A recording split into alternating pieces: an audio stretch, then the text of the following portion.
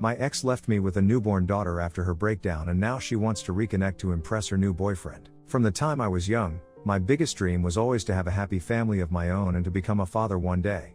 I know that for some people, this might sound cliché or perhaps even a bit old-fashioned, but for me, it was something deeply rooted in my heart.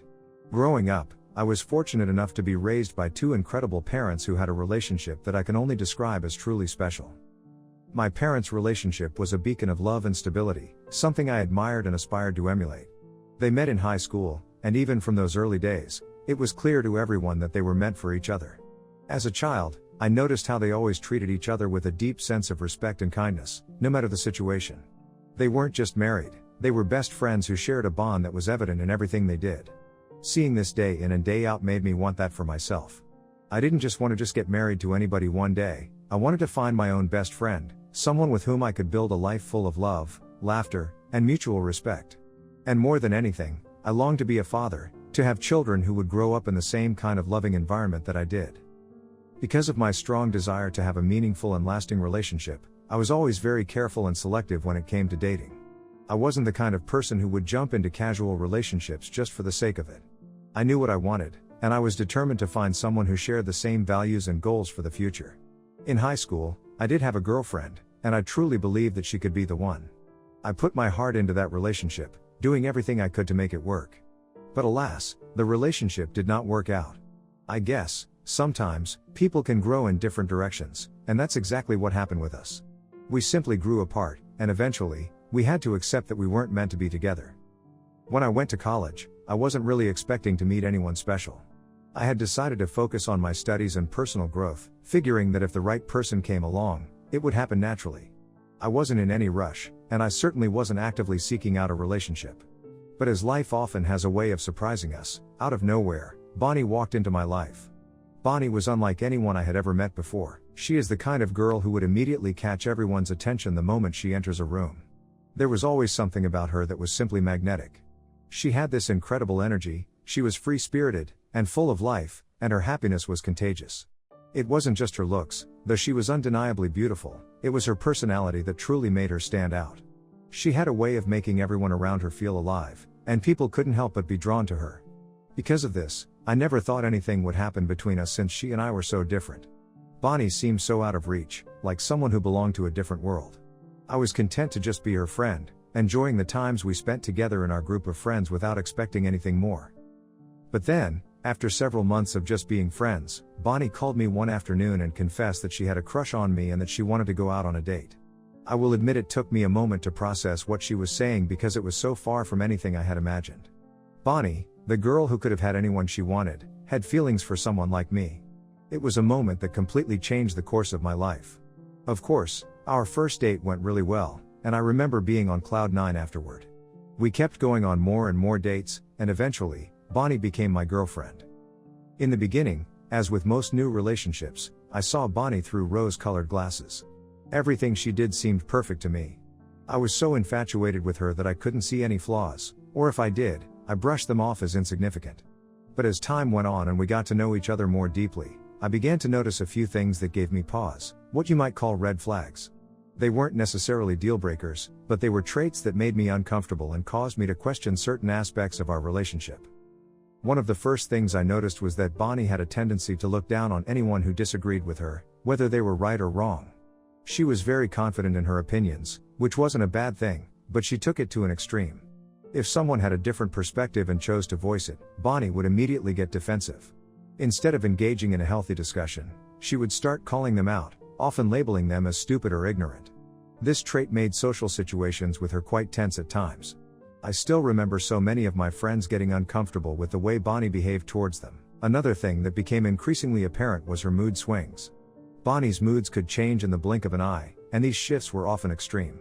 There were days when she was full of energy, ready to take on the world. She would ask me to skip classes and go out partying with her, sometimes with people we barely knew.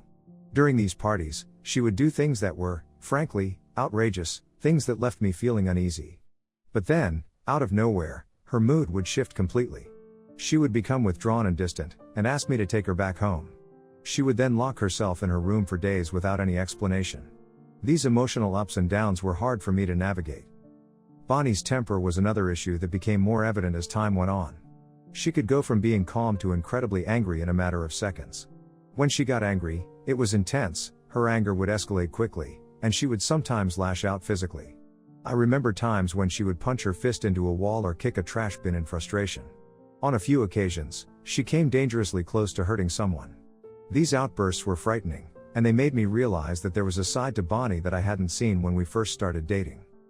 As much as I cared for Bonnie, these red flags were becoming harder to ignore as we continued to date.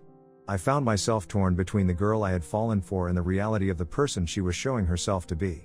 The incident that finally pushed me to confront Bonnie about everything wrong with our relationship happened due to an incident at a movie theater. You see, my guy friend had invited both Bonnie and me to watch a movie with him and his girlfriend. I thought it would be a nice double date, so I asked Bonnie if she wanted to join us. To my surprise, she immediately refused, saying she didn't like my friend's girlfriend. When I pressed her for a reason, she couldn't give me anything concrete, just that she didn't like the girl. This wasn't unusual for Bonnie. She often got into feuds with people without any legitimate reason, and she never really explained her dislikes.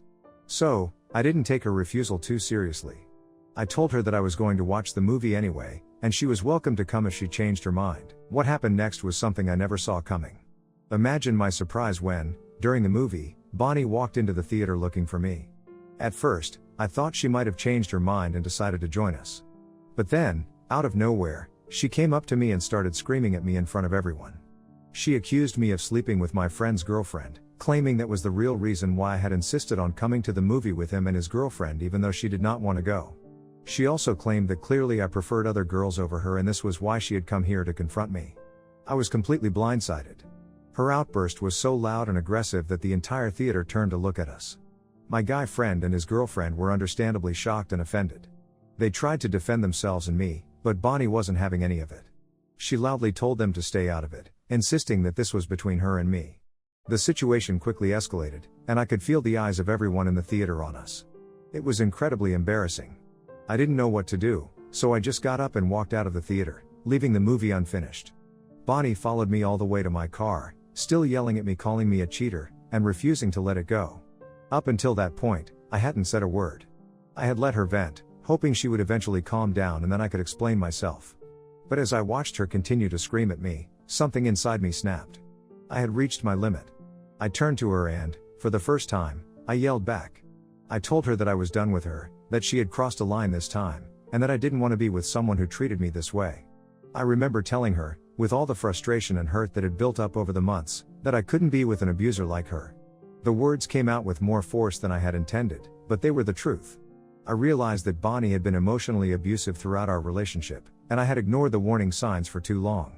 Her outburst in the theater was the final straw, the moment when I realized that I couldn't keep making excuses for her behavior. I knew I deserved better than this. I went on to tell her exactly how embarrassed and hurt I was by her accusation. I couldn't believe that she would even suspect, let alone publicly accuse me, of something so outrageous, sleeping with my own buddy's girlfriend. It felt like a deep betrayal of trust, and I told her in no uncertain terms that she had no right to come into that theater and accuse me like that in front of everyone without talking to me first. As I spoke, I could see the realization dawn on her face. Bonnie's eyes widened, and I watched as she started to backtrack, trying to take back what she had said. Her voice softened, and she began to apologize, but by then, the damage was done. I shook my head, feeling a mix of disappointment and frustration. I told her to get out of my car, that I didn't want to drive her home. I needed space to clear my head and to distance myself from the chaos that had just unfolded. But as soon as those words left my mouth, Bonnie broke down completely. She burst into tears, her whole body shaking with the intensity of her sobs. For a moment, my anger wavered. Watching her fall apart like that, I couldn't help but feel a pang of sympathy. This was someone I had cared about deeply, and seeing her in such distress triggered an instinct to comfort her. As she cried, Bonnie kept apologizing over and over, saying she didn't want to lose me. She started talking about how her brain sometimes gets all jumbled up, and how she doesn't always know how to control her thoughts or emotions. Her voice was filled with desperation, and it was clear that she was terrified of losing me. Confused by what she was saying, I asked her to explain what she meant, but instead of giving me a clear answer, Bonnie kept repeating that if she told me the truth, I would leave her. She talked about how she felt like she had to keep her other self hidden, and that made me even more confused. I didn't know what to make of it, but I knew we couldn't keep going in circles. I told her she had no other choice. Either she told me the truth and let me decide if I wanted to stay with her, or she walked out of my car and we would end things right then and there. It was a difficult ultimatum, but I needed to understand what was really going on. After a few moments of hesitation, Bonnie, still weeping, finally confessed something that took me by surprise. She told me that she had bipolar disorder, something her mother also suffered from. She had apparently been hiding this information from everyone as she was ashamed of it and wished she was just normal. Hearing this, I was taken aback. I definitely didn't expect her to have BPD, but also at that moment, so much of her behavior started to make more sense. The extreme mood swings, the outbursts, the unpredictability, it all seemed to align with what I knew about bipolar disorder. Bonnie went on to explain that whenever she stopped taking her medication, her mind would fog up, and she would start behaving irrationally. She said that wasn't who she truly was, and that she hated how her disorder made her act. I asked her why she would stop taking her meds if she knew it made her worse, and Bonnie told me, with tears streaming down her face, that she just wanted to live her life like everyone else and she hated the fact that she couldn't. She would get tired of feeling sick, tired of the side effects, tired of the constant reminder that she had to depend on medication just to function. Her words were filled with pain and frustration, and as I looked into her eyes, I could see how much she was struggling. It broke my heart a little to see her like this, to realize how much she had been silently battling. At that moment, I felt a mix of emotions, sympathy, sadness, and a deep sense of conflict. On one hand, I now understood that her behavior wasn't entirely within her control, that it was part of a larger struggle she was dealing with. But on the other hand, I couldn't ignore how her actions had affected me, how difficult it had been to be on the receiving end of her outbursts and erratic behavior. Although I was also young, I already knew that loving someone with a mental health condition like bipolar disorder required a lot of understanding, patience, and commitment, and I wasn't sure if I was ready for that. However, I realized that I loved Bonnie and couldn't just walk away without at least trying to make things work. Despite everything, there was a deep connection between us, and I didn't want to throw it away without giving her, and us, a chance to improve. So, we sat down and had a serious discussion about what needed to change for our relationship to continue. I told her that the only way we could move forward was if she committed to seeing a therapist who specialized in bipolar disorder, so she could learn to better manage her emotions and behavior. I also emphasized that she needed to take her medication consistently, without any more lapses. The conversation wasn't easy, it was emotional and raw. Bonnie could see how serious I was, and I could tell she was scared of losing me. But to her credit, she understood where I was coming from and promised to do whatever it took to get better for us. I made it clear that this was her last chance. Over the next few months, Bonnie kept her word. She began seeing a therapist who helped her navigate the complexities of living with bipolar disorder. She also made sure to take her medication consistently, recognizing that it was essential for her well-being and for our relationship. It wasn't a smooth or easy journey by any means, there were still tough days for us, but gradually, Bonnie started to learn how to manage her feelings more effectively and to be kinder to herself. As Bonnie made progress in therapy and began to stabilize emotionally, our relationship improved significantly. There were things she had always held back before, but now, she started to let me in. The more she opened up, the closer we became, and our relationship got deeper and more meaningful. When we graduated college, it felt like the natural next step for Bonnie and me to move in together. We were committed to each other and knew that this was what we wanted for our future. We both had our own successful careers, and we managed to create a balanced life together. We were diligent about saving and investing our money, with the goal of eventually buying our own house and getting married. It felt like life was on track, we were building something solid and meaningful together. Then, one day, Bonnie discovered that she was pregnant. This news took me by surprise. I hadn't really thought about becoming a father just yet, but after taking some time to process the news, I found myself feeling okay with it. We were both earning well, and I knew we could afford to take care of a baby. More than that, I started to embrace the idea of starting a family with Bonnie. It felt like another step forward in our journey together. But Bonnie didn't feel the same way. She was deeply conflicted about the pregnancy. She even broke down in front of me and confessed that she wanted to terminate the pregnancy. As much as I was excited about the idea of having a child, I believed that it was ultimately up to her to decide what to do with her body. I was upset, of course. I had already started to picture our future with a baby, but I knew I had to support Bonnie, no matter how much it hurt. I told her that I would stand by her decision, whatever it was. We scheduled an appointment at a clinic for the procedure, and I tried to be as supportive as possible, even though I was hurting inside. However, when the day of the appointment arrived, Bonnie decided not to go at the last minute. She was overwhelmed with guilt and confusion. She told me that the thought of getting rid of the baby was too much for her to bear. I did my best to console her, holding her as she cried and reassuring her that if she decided to have the baby, I would do everything in my power to be the best father I could be. I promised to be an equal partner in parenting, to share the responsibilities, and to ensure that she didn't feel burdened by it. In the end, she agreed to go through with the pregnancy. Bonnie's pregnancy journey was anything but easy. She was overwhelmed with fear and anxiety, constantly worried about losing our baby because of her BPD. This is why she stopped taking her medications, as she believed it could affect the baby.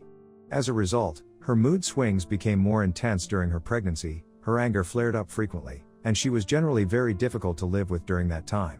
There were days when it felt like we were back to square one, dealing with the same challenges we had faced before she started therapy. But I had made a promise to her that I would never leave, and I was determined to stick by those words, no matter how tough things got. During the 4th month of her pregnancy, Bonnie confided in me about the nightmares she was having frequently. She was terrified that I would leave her to raise our baby alone, especially since we weren't legally tied together by marriage. Hearing this broke my heart because it was the farthest thing from the truth. To ease her fears, I immediately went out and bought a ring. I proposed to Bonnie that very week, letting her know that I was all in, that I was here to stay. Our wedding happened quite quickly after that, but it was a beautiful, intimate ceremony. Both sides of our family were present and were thrilled for us. The day our daughter, Mary, was born, I was right there in the delivery room, standing beside Bonnie as she brought our little girl into the world. The moment Mary was born, the nurse handed her to me, and I couldn't hold back my tears. I looked at her tiny fingers and delicate little legs, and I was struck by how absolutely precious she was. Mary's birth brought a new sense of purpose into my life. It wasn't just about Bonnie and me anymore, it was about our little family. I was committed to making it work devotedly. However, after we brought Mary home, I noticed a shift in Bonnie that I couldn't ignore. She seemed very distant and disconnected from our daughter. She never wanted to touch the baby and would only hold Mary when it was absolutely necessary, like during breastfeeding. Even then, it was clear she was doing it out of obligation rather than affection. I tried to be understanding. I knew that childbirth and the early days of motherhood could be overwhelming. I wanted to give Bonnie the space to rest and recover, so I took on as much of the household responsibilities as I could. I cooked her favorite meals, encouraged her to sleep in, and made sure she didn't have to lift a finger around the house. I was more than happy to care for our daughter, but it was impossible to ignore Bonnie's growing irritation and coldness. Whenever Mary cried, Bonnie would glare at her with a look that I could only describe as resentment. I began to worry that she might be experiencing postpartum depression, a condition I'd heard about but didn't fully understand. I gently suggested that she talk to a therapist about how she was feeling, hoping that professional help could make a difference. But Bonnie would snap at me, telling me to mind my own business, and shut down any further conversation on the topic. Then, one morning, about a month after Mary was born, I woke up to find Bonnie gone. Her side of the bed was empty, and she was nowhere to be found in the house. At first, I tried not to panic, thinking she might have gone out to clear her head or grab a coffee. But as the hours passed and her phone remained switched off, my anxiety grew. I called her parents and friends, hoping she had decided to visit one of them, but no one had seen or heard from her. A sinking feeling settled in my stomach. Something was very wrong. Desperate for answers, I searched through our bedroom, trying to find any clue as to where she might have gone. As I rummaged through her drawer, I came across a diary tucked away in the corner. I hesitated, knowing it was a violation of her privacy to go through the diary, but curiosity got the best of me. I flipped through the pages and discovered that Bonnie had been writing secretly about her daily struggles, anger, and fear. I guessed this was probably what her therapist had asked her to do, but as I was about to close the diary and put it back, my eyes accidentally landed on a page that stopped me cold. There, written in Bonnie's handwriting, were the words, "I wish I could kill Mary." I froze, unable to process what I had just read. My hands shook as I reread the sentence, hoping I had misunderstood. But deep down, I knew what those words meant. My wife was clearly struggling far more than she had let on, and she had reached a point where she saw our innocent daughter as a threat, or worse, as something she needed to get rid of. I felt a mixture of fear, sorrow, and a deep sense of urgency. I called the police and reported Bonnie as missing, explaining the situation and the alarming diary entry. Then, I reached out to our families, alerting them to what was happening. Her parents were understandably distressed and deeply concerned about their daughter. Eventually, the police located Bonnie at a motel. She admitted that she had fled home to prevent herself from harming Mary. Her parents took her in and sought immediate professional help to address her mental health issues. Over the weeks, Bonnie confided in them that she wanted a divorce from me because she felt she couldn't handle being married or living with the baby. This news left me heartbroken. I attempted to communicate with her, hoping to understand her perspective and find a way to resolve our issues, but Bonnie had already made up her mind. Her parents also supported her decision, so in the end, I moved forward with the divorce and took full custody of our daughter. This all happened 5 years ago, and since then, I've been raising my daughter, Mary, as a single father, and we have come a long way.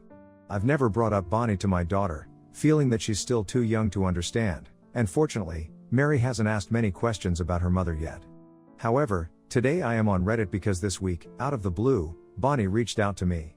Since the divorce, my ex-wife hadn't attempted to contact me at all, and I had also respected her privacy. Over the years, I had in fact changed my number and moved to a new place to start fresh with Mary. Given all this, I was quite surprised to receive her call. To sum it up, Bonnie said she's in a much better place in her life and is now ready to meet Mary. I was taken aback by her words and reminded her of how she had been the one to walk away from us, so she couldn't just waltz back into our lives. Firmly, I told her I wasn't interested in reintroducing any drama into my daughter's life and wanted to protect her from potential instability. Hence, I wasn't going to allow her to meet my daughter until she was at least old enough to decide for herself. However, Bonnie argued that this was not fair and I should give her a chance. I reminded her how she never gave us a chance and left me high and dry with a 1-month-old baby to take care of, all by myself. Bonnie then pressed me, saying that she was dating someone new who had apparently discovered that she had a daughter. She implied that it would reflect poorly on her if she didn't make an effort to reconnect with us. Bonnie proposed that we meet just once at least to discuss the future and see where things could go from there. I was pissed hearing this and told her that I did not care what her boyfriend thought of her and that me and my daughter were not her toys to play around with. Despite her continued pleas, I stood my ground and asked her not to reach out again. Since then, I have been feeling a bit guilty. Hence, am I the a-hole for not letting Bonnie into our lives again? Update 1. Thank you everyone for your responses. I am glad that a majority of you agree that I should not let my ex-wife anywhere near my daughter. I definitely made the right call. I also plan on finding out who shared my number with Bonnie, since this was a breach of trust. Update 2. So, I finally found out that it was my own mother who had shared my number with Bonnie behind my back. When I asked her about this, she confessed immediately that she had stayed in touch with Bonnie over the years. She said she had always felt sorry for her and believed that Bonnie and I were endgame. That's why she had shared my number, thinking it might lead to a reconciliation between Bonnie and me. I was furious when I heard this. I told my mother how delusional her thinking was. I reminded her of the countless nights I had spent alone, struggling to take care of my daughter without any support. I made it clear that Bonnie's BPD and her mood swings had severely impacted our lives. I told her how I had no intention of reintroducing chaos into my daughter's life. My mother did apologize, but I told her that if she ever gave Bonnie any more of our information, I would cut her out of my life and, by extension, my daughter's life as well. My father was also upset with my mother and fully supported my decision. Update 3, for everyone asking, me and Mary are doing okay. Bonnie tried reaching out a few more times after our last conversation, but I didn't answer her calls or listen to her voicemails. I've since blocked her number and am focusing on continuing our lives as we have been. I'm determined to maintain the stability and peace we've worked so hard to build for Mary and myself.